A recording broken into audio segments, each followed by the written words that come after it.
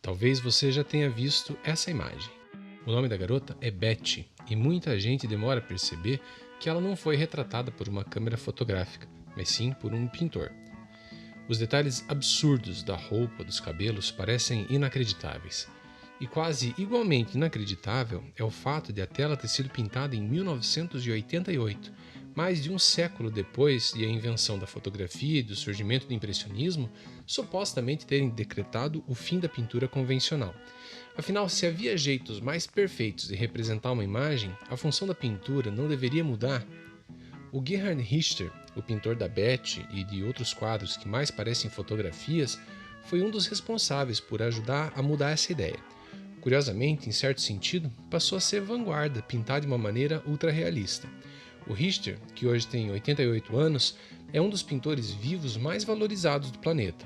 É um herdeiro de uma imensa tradição da arte alemã. 5 séculos antes, no Renascimento, a Alemanha já espantava o mundo com a precisão e a técnica de seus artistas.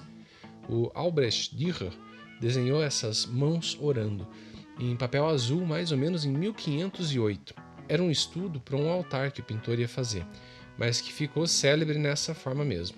Gravurista e desenhista, o Dürer viveu na mesma época que Da Vinci e Michelangelo e fez na Alemanha o mesmo que se fazia na Itália naquele momento. Tentou recuperar o valor do ser humano e da natureza ao reproduzir tudo de uma maneira infinitamente mais precisa do que qualquer um tinha feito até ali. Veja essa lebre, por exemplo, ou esse rinoceronte, e os retratos que ele fazia de si mesmo e de outros rostos humanos. O grande rival de Dürer nesse momento era o Matthias Grunewald, um pintor igualmente talentoso, mas de quem sobreviveram apenas uns poucos trabalhos, como esse altar.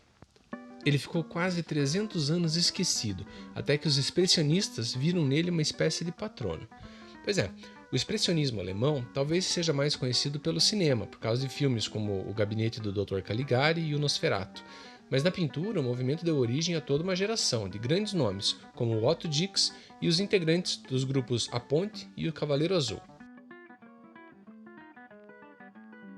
Mas voltando ao Grunewald, no século XX, ele virou até tema de uma ópera, do grande compositor Paul Hindemith.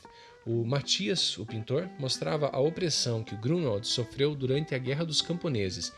Mas na verdade a ideia era fazer daquilo uma metáfora para mostrar o que os artistas viviam sob o Hitler no momento em que a ópera estreou.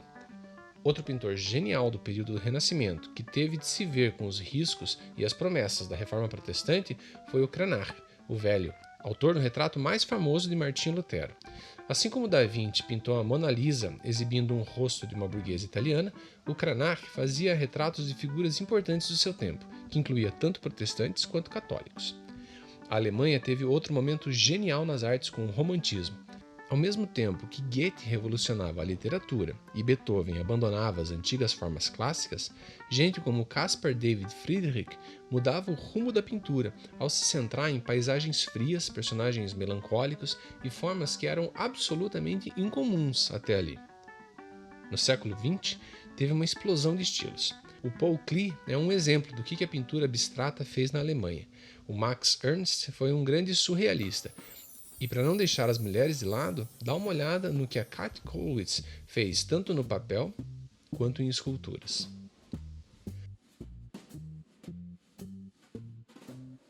Lembra do Richter, o pintor realista que fez a Betty?